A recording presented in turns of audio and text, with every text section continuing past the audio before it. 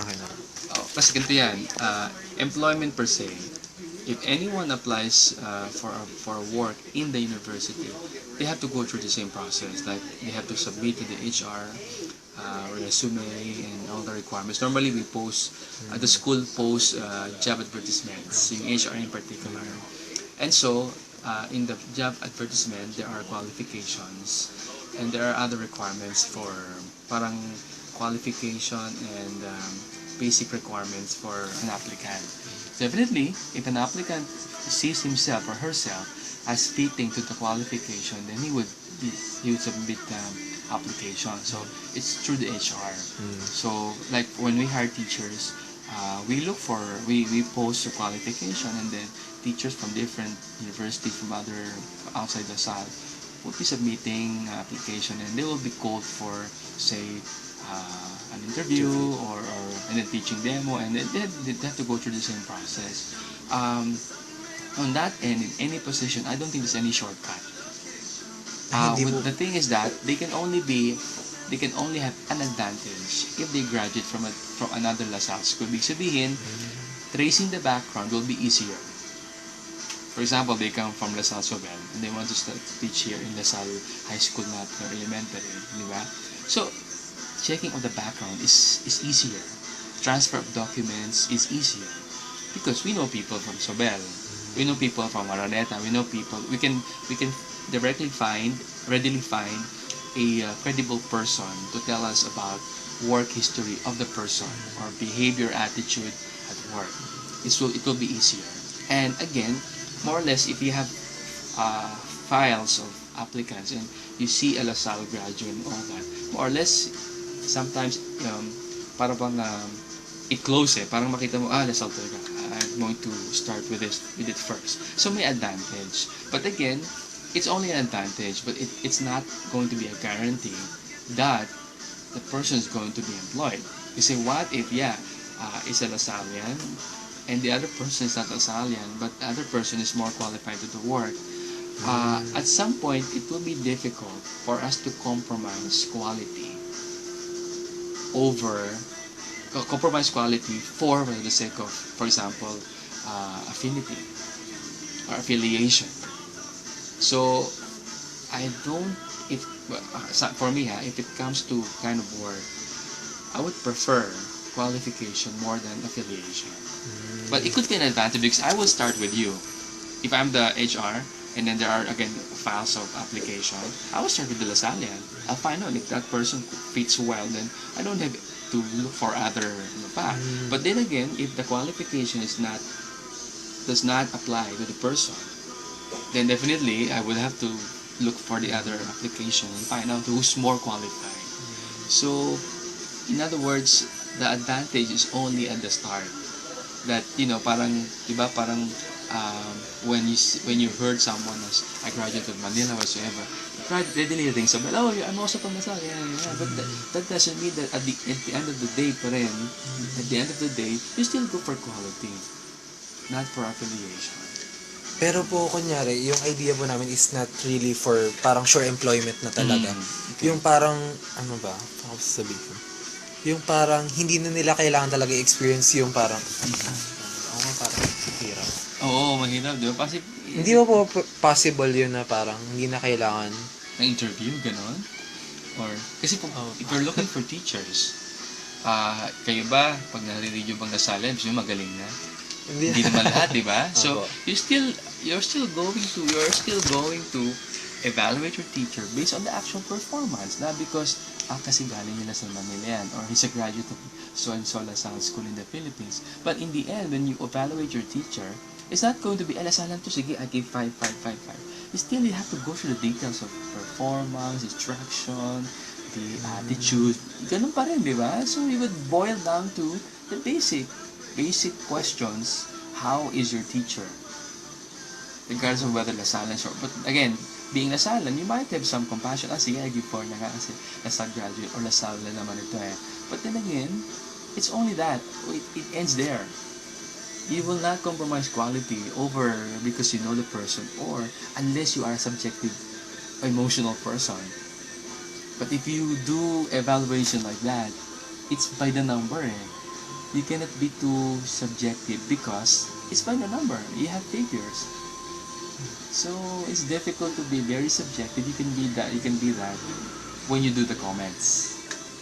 Okay, Diba? But when you evaluate by the figures, it's hard to be subjective kasi one shift of your emotion could mean higher or lower. Diba?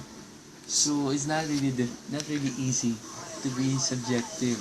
So, minisip ako, paano po kaya pag, ano ba, yung advantage nila na makukuha nila dito is, mauna silang ma-accommodate kesa sa ibang applicants. That could be. That's what I was saying. No? Pag meron kang files of application form here, and then Pero to po, sure, na talagang sila yung mauunahin. and on that end, I'm not sure if the HR, if they are doing that. Because there's no policy. Hindi, ito nga po yung policy. Oh yeah, so parang, at the moment, if you're asking me if we are doing it right now, there's no written policy on that. But because, more or less because of our close affiliation with the La Salle School in the Philippines, of course, parang it's like a secret, parang bang an open secret na, din taga La Salle kasi ganyan yan. Yun nga po yung sabi ng Diba, prof no? namin na parang, ano po, ito pong anong to, parang, ano na po, present na, nangyayari na, Yes. wala lang program. It's So not, parang, not written. so parang ang balak po namin is parang i-materialize lang yung nangyayaring yun para magkaroon lang ng parang program. Parang maging known sa mga Lasalians kasi hindi naman, parang syempre hindi naman lahat alam yun. Parang, kasi yung ano po namin kasi, ibang mga alumni, hindi naman napupunta po sa field nila dahil nga po sa yung schedule, yung sa pag-apply po, yung hirap po. Yes. Hindi po sila na ano sa mismong field nila. So etong program to para makakatulong po sila in that ano po. So ibig sabihin, terms. so you're talking about application Lasalians, not only in Lasal University, Opo. but other companies. Opo, yung parang Lasallian, ano po, yung Lasallian own, yung mga nagmamanage po na Lasallians ng companies. Yun po, Nauna i-accommodate mo yung yung mga Lasalians. Opo. Hindi naman po, parang I any see. companies na lang. Oo. Parang kaya po Lasal for Lasal. Yun po. Oo. Yeah. Actually, Possible. may mga kilala ako na they were saying Lasalians na they go for Lasallian graduates. In fact, meron, I think that's the person, the owner of somewhere in Tagaytay, it's it's like a resort eh. It's like a facility that you can use for workshop, seminar, blah blah blah, and so on. And the owner is from Lasal, Manila. And he said that he only hires Lasalians as employees. Yun. Yun yung ganyan. No? So they're doing that. No? But in the end, you cannot rest on that. Because I heard Lasalian is going to be all quality or it's going to be all sunny for the company. Pero yung part na po yan, parang hindi na po namin yan sakop kasi parang nasa ano na po Employed yan na sila. Opo. Ay hindi, parang nasa choice na po yan ng company kung i-hire nila. Pero ang balak lang po namin dito is para mas mapadali sa Lasalians yung pag-a-apply. Tsaka po para hindi po sila yung parang maghahanap, ay saan ba ako, saan ganito. Pero kung may field naman talaga sila nakita na, tas own pa ng Lasal, di mas mapapadali na po sa Pero kanila. how do you plan to make it easier for them? Yun nga po. Kasi that particular process is more or less, it's like a personal, not personal, or something like specific policies of different companies yan, because specific job would require different skills and different tests, different interview. So Siguro po kasi parang hindi ko po sure to, pero pwede po kasing makipag-coordinate po dun sa di ba may parang program din ng One Lasal po. scholarship and yun. Yun po parang, pero may, syempre yung nag-handle po ng organization yun, pwede pong makipag-coordinate doon. Ano po, if possible po. Tas ano din to, tas sila yung makikipag-ano dun sa mga companies na owned by Lasalians. Kung pwede silang makipag-partnership, pwede silang cooperate dun sa program na to. Tapos, yun po, kung sino po yung mga companies na willing, pero di ba? Kaya we can always campaign for it na sige, Lasal owners of companies ganyan, please accommodate first yung mga Lasal graduates natin. But again, how do you turn it into something na concrete na they will follow? Diba? So, anong may parang policy po talaga na What policy will govern everyone else? There's nothing that you can do as a policy that will govern, because individually they are masters of, they are kings of their own companies, and nobody can dictate them. Yeah, they can be encouraged by the brothers, halimbawa, no? Oh, please naman, no? Because kanya so friendly yung brother, yeah, the brother can say, oh, please, accommodate first as I'll graduate from all over the nation. Yeah, but they can do that, but we cannot dictate them to always do that all the time. When in fact, one is not from LaSalle and is just asking for a smaller salary, lower salary than the one from LaSalle, and equal qualification. Hindi ba? At the end of the day, it's profitability of the company that would matter. Na if they would get the same at a lower cost, why would they get Lasallian? So yeah, they can, others could think of it anyway. Okay lang, I'll pay higher just for the sake of Lasallian to employ a Lasallian. But no policy can force them to not to do that. Diba? Siguro- I mean, what policy will govern them? Diba? Kailangan mo ba talaga ng may policy or I don't pwede think po so. Maybe something like a campaign. Ayun, Campaign, pwede. but not a policy. Like a campaign na parang, yeah, yung ganyan. Parang you can ask the salon owners so to- pwede po na walang Campaign lang, but not campaign lang. policy. Sige. Oo. So Diba? pwede po yun. Oo, parang yung advocacy mo, yan. Na ano naman, na parang let's... So parang CSR project po talaga. But not specific policy is different Policy, Ah. parang there should be a governing body making a policy to apply for the members or for whoever Parang that hindi it naman po ata governs. mangyayari yun ever. Oo, hindi Unfair posible, kasi. diba? I mean, how can you force So, an pero- owner of a company? So possible po kung campaign lang. Campaign lang, na Ah. magkampanya kayo, tapos kunyari, siguro what you can do also is, parang what are in the Salon graduates, in general that makes them employable, very employable. That it should be automatic for LaSalle companies to grab that opportunity, their employability, other than other company. So, yun yung siguro dapat yung i-campaign na LaSallians are blah blah blah blah blah blah and so on, and that makes them employable, and so that promotes now pride over LaSalle company owners, so that will encourage them to to get LaSalle graduates muna over other graduates. Pero not a policy. It's only a campaign. Parang it's like feeding their ego na you're Lasallian, and then these are Lasallians too. This is the quality of our Lasallian graduates, and so you should grab it. I mean, you should take pride on it, di ba? Yes po. And so parang in their heart, they feel like it's going to be a right thing to do, but not forcing them to do that. Di ba? Dapat yun na i-promote nyo, advocacy on why employ Lasallian graduates, which it's like what we're doing in ARPO, na when we invite a company for a new job fair, we promote our Lasallian graduates, that they are competent pool of professionals, and then they have the right attitude at work, diba? That they can adjust well to different personalities and maybe international staff. They can speak well, they can deliver English, something like that, ano? Yun dun kayo and what are in Lasallian graduates that make them very employable. And so, I as an owner, I'm a Lasallian, an owner of company, I will take pride, nga no, I should get a Lasallian. Di ba? Yun, ganon. Mas madali yan kaysa yung policy. Kasi policy, you have to be approved with At saka, again, what kind of policy what kind of body will govern all companies? Hindi naman ang Philippine government yan. Pwede ba yung Philippine government would say, dapat all companies should not anymore deduct VAT. Pwede yun. They should follow. But what kind of government? Ito na lang po.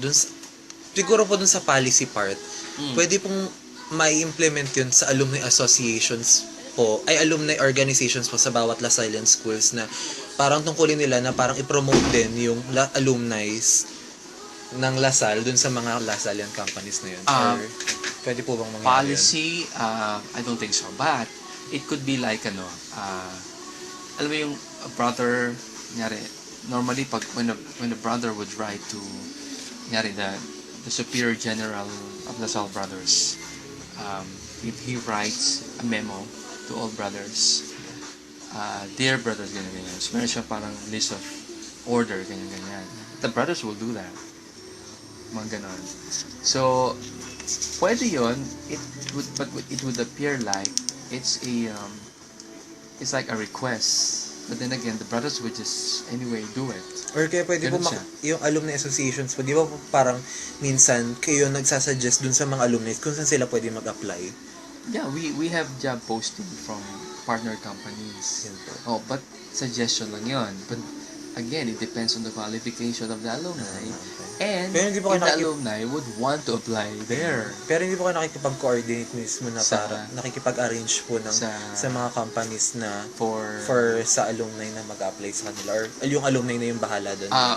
What we do, we just send them information. This is the list of companies that require the following positions and qualification. But we do not negotiate for them.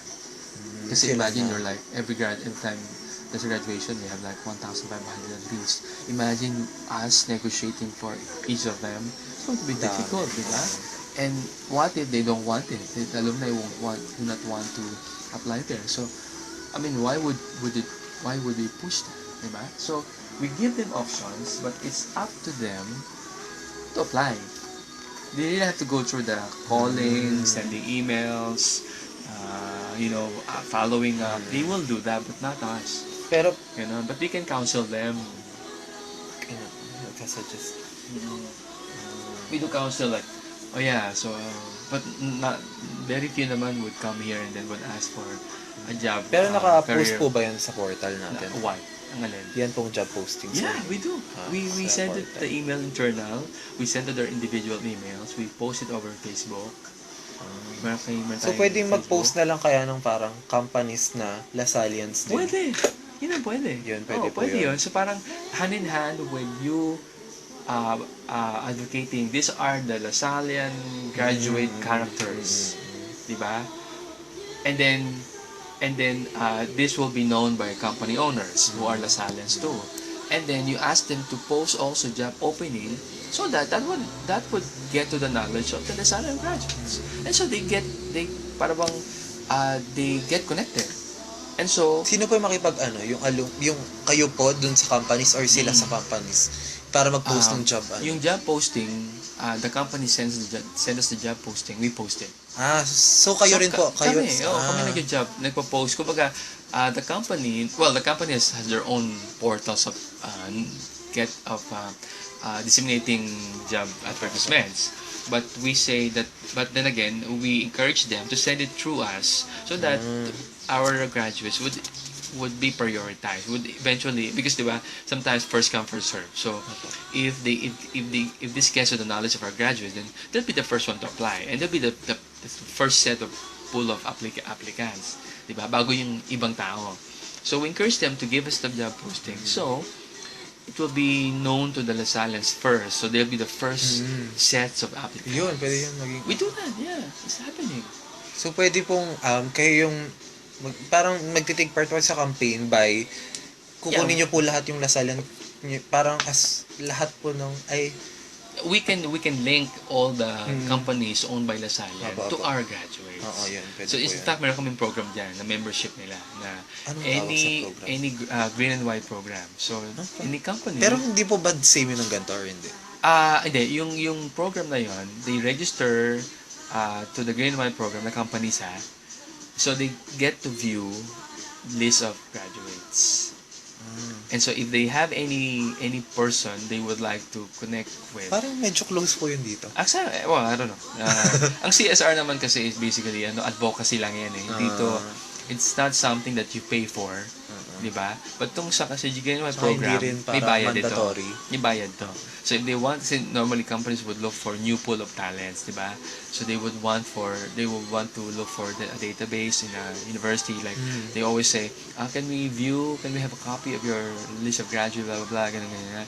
So before they can do that, they have to register GWP. At sila po yung kakontak dun sa alumni. At sila kukontak sa alumni. Okay. But they have to pay for registration. At least Okay. 5,000. Yung company po. Oo, sa amin. So ngayon, when they see the list of graduates, and that's when they or could be other way around. The graduate sees a posting through us too, and they contact the company. Wala pong bayad yun sa part. Walang bayad sa Okay, part okay. yun kasi application yun ng job eh. So, ganun But pala. what the company looks for, every year they do that, no? Yung new set of ganito, training, ganyan. Then they pay for it. They pay for the database. Linawin ko lang. Clarify ko lang. Ano po ba yung campaign? Ano ba naisip mo? Campaign lang po to na gagawin Advocacy, namin. parang campaign for parang promotion of the silent graduates. Yung gagawin mo yan, no? Campaign or advocacy. Targeting po the companies. Oo. Kumbaga, actually, it should be in general na why are LaSalle's employable. General. And so, and then, para bang kumbaga sa language ng Facebook, itatag mo lang yung mga company na owned by LaSallian. So, hey, company owners ng LaSallian, dapat kayo mauna dito mag-grab. Kayo ang ipakita nyo na para bang, anong call this one? Pinapatronize nyo itong mga LaSallians. Ito kasi, if you do not patronize the LaSallian graduates, how would the other companies patronize them? Kayo mismo ay patronize. So parang meron kang ganung promotion na these LaSallian graduates are why they are employable, blah, blah, blah, ganyan. And then you parang itatag mo lang, parang if Email po ba yan? Or it's up to you. Pwedeng social networking? Pwedeng you come up with Video. parang you plan for say parang press conference and to launch that advocacy, and then you invite company owners or LaSallians to be the first one to parang is sort of those who have hired already LaSallians in the past, they can provide testimony na tama, and you know what, I hired LaSallians and that really is true. Ganoon ba? So, pwedeng parang may brand launch about this. Exactly. Advocacy yan eh. Pwede mong i-launch yan, parang gano'n, May no? specific event for Oo, this. parang launching of and that, we Pwede yun. can help you with that, na para ba how to promote the silent graduates. Parang in that way din po, di ba? Parang mapapadali din naman po sa mga LaSallians to. Di ba? Maging advantage Kasi, nila. again, promotion nila yan. Pinapromote mo sila. So, pag nasabi, in fact, if other companies, if they see LaSalle graduates, talaga the sister, also graduates from here, no? Sabi niya sa akin, kuya, alam mo ba, when I was applying for that, when they saw my, ay, inuna nila ako. Gano'n lang. So, promoting them some more, the company will take pride, I heard the same. Encourage full halos companies. Oo, di ba? Ganun ang But in general, you have to do that in general for all companies. But again, it will do good if you will tag yung mga LaSalle school, LaSalle So, company. mag-invite po ng Oo naman. companies, tapos mate-televise po. If Pwede possible. ganyan, or Balita lang. pwedeng whatever kind of media. And then they provide testimony na, parang it's like, it's been a work, it's been going on for quite a time, and then you just solidified that one. So now we're staging a concrete na LaSallians are employable talaga. And these are the people who have done that in the past, and they can provide testimony that these are true. And so more companies would, sige, let's try LaSallians nga. Ganon. Diba? Pahaba na tayo. Wait lang, ito konti na lang po. Sino po kayong mga organizations na magka-contribute ng time resources to this activity? Besides po sa company and kayo po. Organization that would contribute ng what? For this, bang magka-contribute po para dito sa activity, sa program na to?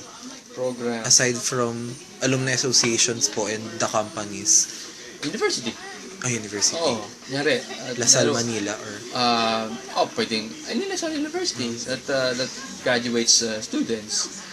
Tapos in the university, pwede yung kanilang placement offices. Placement office. Like, we're okay, placement okay, office, kayo po. di ba? Placement office tayo. Pwede po bang makakuha po ng parang tungkol sa inyo? Yeah. This is the name of the office, and my name. pwede po makontak kayo if may further questions po kami about dito or Sige. hindi po kayo If I'm available. You can email me. Ano po. Sige po. Pero dapat, you should have done this one earlier. Ang galing final exam. Kaya na-reject po kasi yung una naming idea. I see. Tapos, And- ito po yung pinakabago, tapos na-approve po. Medyo nag-try na rin po kami Kaya, ng kasi iba. imagine, last day of final exam, yung interviewing. Buti na lang, in-extend ni Dr. Amparo ng 21. Opo. Hindi in-extend Paano pa niyo mo paano nalaman? He's in my Facebook eh. Friend po. Kaka-press lang namin eh. Nakita ko, I'm extending ako. Okay, sige. Ito pa yung sinasabi ng isang Naawa daw po kasi siya sa amin dahil sa mga eyebags namin. Kung kailan last week of the exam, Oo nga tsaka po kayo eh. nagaganyan, no? Medyo, Kahit pa yan, di ba? Ano yung gagawin dyan? Imagine. buhay estudyante po, kaya po namin to. Enjoying, okay. Wala naman kayo sa cramming. Oo nga po, what else? Wait, and do the after of the lessons and meet visible responses and do the exams. Sa tingin niyo po ba, ano po, parang, Go ahead. magiging, ano po, mag-agree po dito, makikipag-cooperate po ba yung mga companies dito sa program na to? Which company are you talking about? Yung mga Oh, by Lasallian, the- I think so. pwede po. Especially those who are proud, really, that they have hired Lasallians and they give good performances. So, I mean, you can just select na who are company owners or probably who are HR, who are companies whose HRs are Lasallians. That they are first hand kasi dun, di ba? Mga applicants na Lasallian. Pagka Lasallian, daling kausap yan. Wala akong problema dun sa mga skills. Laging kumbaga match yan, yung gano'n, di ba? So, they can be the one because yung owner mismo kasi, they may not have a hand on the application. Kumbaga, report lang sila ng report, di ba? Nire-report yung mga lower sa kanila. But it's the HR that actually has yung recruitment office nila. Talagang may hand doon sa recruitment. Hindi mismo yung owner. So, if the HR is a Lasallian, then probably this is the best person who can testify, who can provide testimony na all Lasallians we have hired, we never had a Wala, paano problem. pag hindi po yung Lasallian HR? Yun na nga. Pero pwede rin po na Yeah. mismong company Pwedeng- kasi, syempre, from the employees company. naman. Exactly. So, anyone from the company who does recruitment or who can prove or who can somehow support that Lasallians are really employable, then you can invite them. Select nyo na lang sila. Who will be affected by the implementation of this activity? But the all Lasal graduates. Pero naisip ko din po, di ba makakapekto rin po ito sa mga mag-aaral pa lang sa Lasal? Kasi, naman. maano nila, ay, pag-graduate ko, may ganito, ganyan. Madaming opportunities. It's like a guarantee. Parang, Guaranteed employment na pag graduate ka ng Lasal, hindi ka mahirap mag-apply. so parang, It's nakakapekto rin to sa, Enrollment, Apo. di ba, sa prospective students. Definitely, kasi it would promote the university more. It would, di ba, kaya nga we post yung Tsaka yung top Lasal 1, name. ganito, board exam. Because we would like to encourage, naku, gusto ko yung course na yan, baka maging top 1. Yung ganun ba, di ba? We inspire the prospective students to apply here and be among those that, di ba, we banner. wait lang. Maghanap na po ako ng konting tanong. Funding. Wala naman po, di ba? Yung mismo sa campaign lang, yung kailangan po ng funding, tsaka dun sa launch, kung Kung aside dun, wala na third po, di ba? party, nyari, kung kami yung office na gusto namin magkaroon ng ganito advocacy, we fund it. Yun po, buti na sabi niyo po, may third party po kasi dito na sinasabi ko magkakaroon po. So, parang ang possible na third party po, kayo, alumni association, organization. Pwede. Or Pwedeng- companies po. Pwedeng isang advertising agency that we want them to create an ad or a promotional something for our graduates. Pero hindi, okay, so sila, kayo po, hindi possible kayo maging third party o hindi po? Hindi kami third party, kami magbabayad sa third party para gumawa ng ganung campaign. But we do campaign for our graduates in our own way. But, so yung companies po, hindi rin po siya third party. Yung company, yes? Andiyan po si Sir Marlon. Gusto po yan. Sir what? Marlon? Pareha. Sige. 5 minutes na kami. Salit na lang. Ang company, company will promote. Sila nga yung target mo eh. So, Kumbaga sila yung consumer. Kumbaga if you're promoting a product, ang consumer mo yung company. Sila kasi employ ng mga graduates mo. so ang possible third party lang po yung So, ang third party ad is really a agency. third party ad agency that Labas will po. promote our Lasallian graduates. Or Sila yung mag-iisip ng mismo. baka we can feed them, oh, this is what we want. Ito, ganyan. They come Information up with lang. a, Sila na yung... with a story or whatsoever. Mm. We pay them. Tapos kayo, ang target audience namin or consumer, yung mga company. Ganun. Sige, wait lang po. Konti na lang po. Or Ano ba? probably Lasallians din who would like to advocate Lasallian graduates. Meron gano'n. No? Depende.